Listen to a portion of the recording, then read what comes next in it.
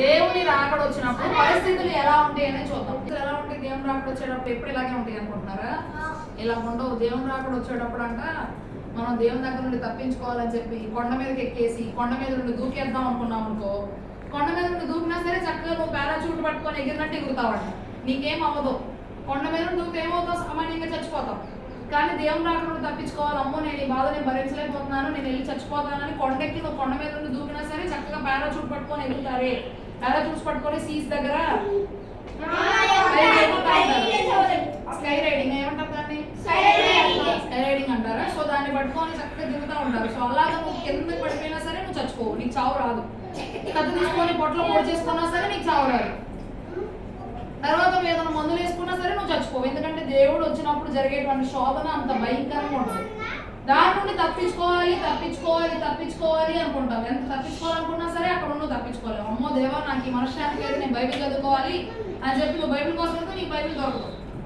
అంటే ఆ రోజులు అంత భయంకరంగా ఉంటాయి. మనకు మనశ్శాంతి రావాలంటే ఒక రాత్రి నీకు నిద్ర రావట్లేదు అనుకో, లేచి బైబిల్ చదువుకున్నామంటే కాసేపు మనశ్శాంతిగా ఉంటే నీకు నిద్ర వస్తుంది. అప్పుడు బైబిల్ చదువుకుందాం అన్నా సరే బైబిల్ దొరకదంట.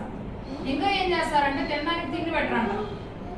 యేసు ప్రభువుని నమ్ముకుంటే కనుక నువ్వు కొన్ని ప్రాంతాల్లో మీకు తెలుసు తెలీదు, క్రైస్తవులు ఏం చేస్తారు అంటే ఒక మంచి స్పోర్ట్స్ గ్రౌండ్ లాగా ఉంటుంది. మీకు ఇందిరాగాంధీ స్టేడియం తిన్నారు, ఆ ఇందిరాగాంధీ స్టేడియం లాంటి దాంట్లో గ్యాలరీస్ మీద కూర్చొని మధ్యలో ప్లేస్ ఉంటుంది కదా, ఓపెన్ ప్లేస్, అక్కడే క్రికెట్ కానీ ఏదైనా మ్యాచెస్ జరుగుతాయి. సో ఈ గ్యాలరీస్ లో వీళ్ళు కూర్చొని క్రైస్తవులు తీసుకెళ్ళి ఎవరైతే దేవుని నమ్ముకుంటే చక్కగా ఆ గ్రౌండ్ లో పెడతారంటే వీళ్ళందరూ గ్యాలరీలో కూర్చొని ఏం జరుగుతుందో చూస్తూ ఉంటారు. ఏం జరుగుతూ ఉంటుంది అనుకున్నారు? క్రైస్తవులు తీసుకొచ్చి అక్కడ వేస్తారంట. అక్కడ అలా నిలబెట్టేసి సింహాలు ఉంటాయి, లయన్స్. ఆ లయన్స్ వచ్చి వీళ్ళని పీక్కొని తింటా ఉంటాయి. కార్తీక్ కూర్చో. లయన్స్ ఏం చేస్తాయి అంటే వీళ్ళు పీక్కొని తింటా ఉంటే వాళ్ళు కూర్చొని చక్కగా షోని ఎంజాయ్ చేస్తారు. అంటే ఒక మనిషి చచ్చిపోతుంటే నువ్వు ఆనందపడుతున్నావు. That is psychoism. సాడిస్టులు చేస్తారు అట్లా. ఒకళ్ళు కొట్టేసి వాళ్ళు ఏడుస్తూ ఉంటే వీళ్ళు నవ్వుతూ ఉంటారు. రాక్షస సంబంధం అంటారు దాన్ని. అలాగే ఈ క్రైస్తవులు తీసుకెళ్ళి ఏం చేస్తారు అంటే చక్కగా ఆ గ్రూప్ లో వీళ్ళంతా కూడా గ్రూప్ లా కూర్చొని మనుషులను అట్లా వేసి చేస్తారు. ఇంకా నేను ఏమన్నది ఏంటంటే అదంతా కూడా రాక్షసానందం. అది మనకు ఉండకూడదు. నువ్వు ఇతరులు కొట్టినప్పుడు నువ్వు బాధపడాలి, అయ్యో ఎందుకు కొట్టా నేను పాపం కదా అని చెప్పి బాధపడాలి. అంతేగాని మళ్ళీ ఇలా కొట్టేలాగా నువ్వు ఉండకూడదు. నీ జీవితం అంతా కూడా మంచిగా ఉండాలి. సరే ఇంకో చోట ఏమింటాను అంటే ఐస్ గడ్డల మీద పడుకోబెడతారంట. ఎవరైతే క్రైస్తవులు అంటున్నారో వాళ్ళ ఐస్ గడ్డల మీద పట్టాలు లేకుండా పడుకోబెట్టి నువ్వు ఏసైని వదిలేస్తావో వదిలేవా. ఏసైని వదిలేస్తే నేను ఐస్ గడ్డల మీద కూడా తీసేస్తాను, నువ్వు హ్యాపీగా నీ బ్రతుకు బతకొచ్చు. మీరు ఒకసారి ఇంటికి వెళ్ళిన తర్వాత డీప్ లో పెట్టిన వాటర్ బాటిల్ ఒకసారి చేతితో కాసేపు పట్టుకోండి, ఎలా ఉంటది? చెయ్యి దిమ్మెరెక్కిపోయి సెన్స్లెస్ అయిపోతుంది.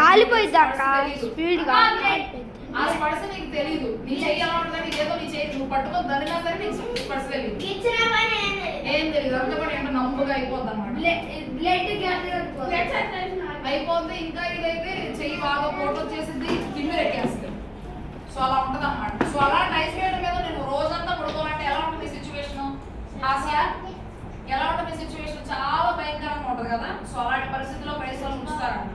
ఇంకా ఏంటి అంటే 666 ముద్ర, 999 ముద్ర అని వస్తాయి, 666, 999. ఆ ముద్ర వేయించుకుంటేనే నీకు ఫుడ్. ఆ ముద్ర వేయించుకుంటే నీకు రైస్ ఇస్తారు, నీకు కందిపప్పు ఇస్తారు, నీకు ఉప్పు ఇస్తారు, కారం ఇస్తారు. ఇవన్నీ నీకు రావాలంటే నువ్వు 999 వేయించుకోవాలి. ఆ చిన్న చిప్ లాంటిది వస్తుందంట. టెక్నాలజీ పెరిగిపోతుంది కదా, పెరుగుతున్న టెక్నాలజీ ఏదైనా సరే చూడొచ్చు. ఇప్పుడు ఏం జరుగుతుందో సీసీ కెమెరా పెట్టుకొని ఎక్కడో ఉన్నవాడు మనం ఇక్కడ ఏం చేస్తామో చూడొచ్చు. అంత టెక్నాలజీ వచ్చేసింది ఇప్పుడు. మరి ఇట్లా మేము ఇప్పుడు ఉన్నామంటే మేము ఎదురుగా ఫోటోలు తీసేయచ్చు కెమెరాతో. ఈ కెమెరాస్ అన్ని వస్తున్నాయి. అంతా కూడా టెక్నాలజీ పెరిగిపోతుంది రోజు రోజు కూడా. అంటుల్లో మిషన్స్ వస్తున్నాయి, బట్టలు ఉతికే మిషన్స్ వస్తున్నాయి. అంటుల్లో మిషన్స్ ఉన్నాయి తెలుసా?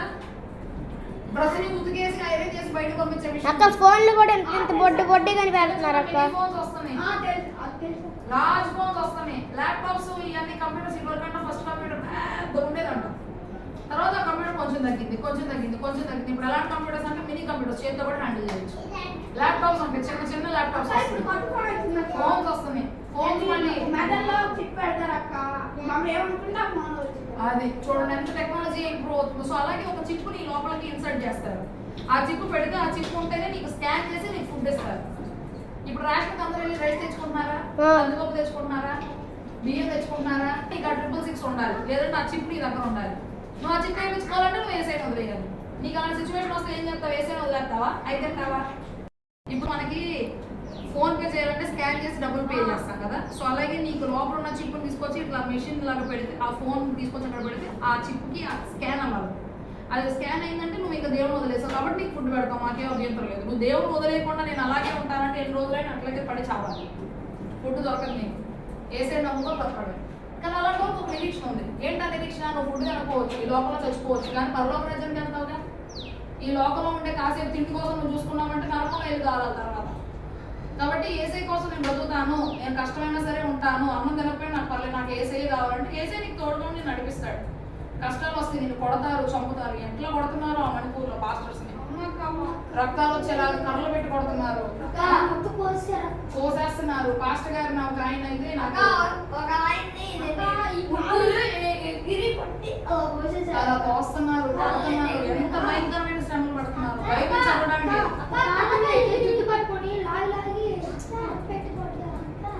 అసలు ఆ వీడియో కూడా చూస్తున్నాను.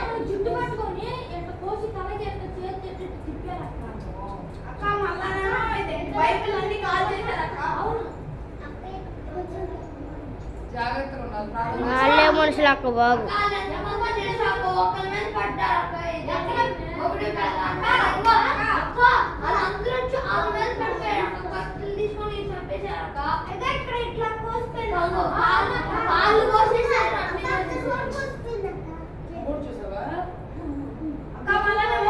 ర్యాలీ చేస్తుంటే అందరిని ఎక్కించిపోతుంటే చాలా మంది వచ్చి 3 అమ్మాయిలు తిరిగి బట్టలు పెట్టి ర్యాలీ చేస్తున్నారు.